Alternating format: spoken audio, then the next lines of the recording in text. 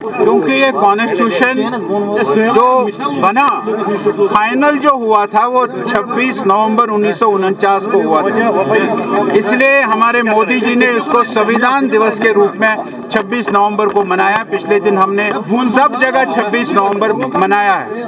26 नवंबर से लेकर 26 जनवरी तक ये जो 2 महीने हैं, इन 2 महीनों पर हम जगह जगह कॉन्स्टिट्यूशन के गौरव में कार्यक्रम कर रहे हैं। वही आज ये कार्यक्रम था कॉन्स्टिट्यूशन के गौरव में। कॉन्स्टिट्यूशन को आगे बढ़ाने के लिए भारत का कॉन्स्टिट्यूशन सबसे श्रेष्ठ कॉन्स्टिट्यूशन है, सबसे बड़ा कॉन्स्टिट्यूशन है, और इसको ड्राफ्ट करने में बाबा साहब भीमराव अंबेडकर की जी 11 महीने की तपस्या है।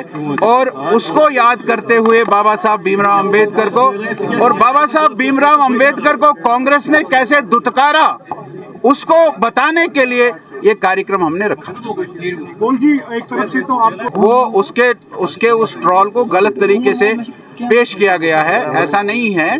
वो अब जो राहुल गांधी का कल का स्टेटमेंट है कि वो स्टेट के साथ लड़ाई करेगा, ऐसा थोड़ी है। वो जो हुआ है वो उनके बयान को, अमित शाह जी के बयान को गलत तरीके से पेश किया गया, ऐसा नहीं है।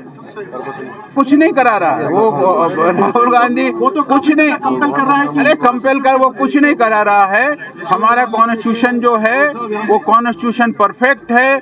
उसमें जो सभी जातियां हैं, उन जातियों का सम्मान है उस कॉन्स्टिट्यूशन में। बाबा साहब भीमराव अंबेडकर ने वो सारी व्यवस्थाएं रखी है।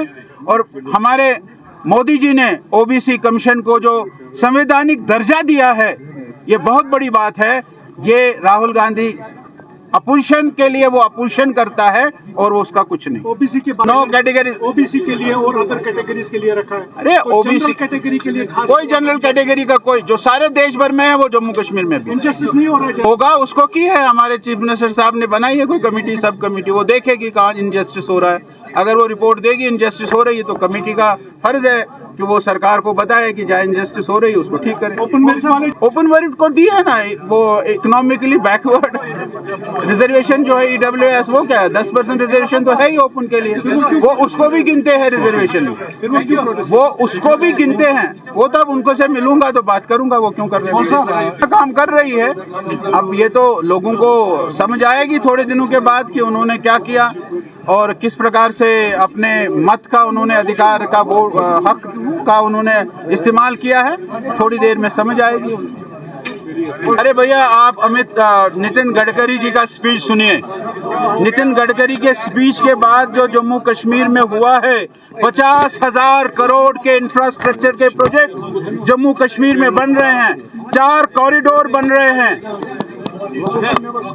4 कॉरिडोर बन रहे हैं। हमारा कश्मीर में जो है वो रिंग रोड बन रहा है, जम्मू में रिंग रोड बन रहा है, एक्सप्रेस वेज बन रही है, रेलवे आ रही है।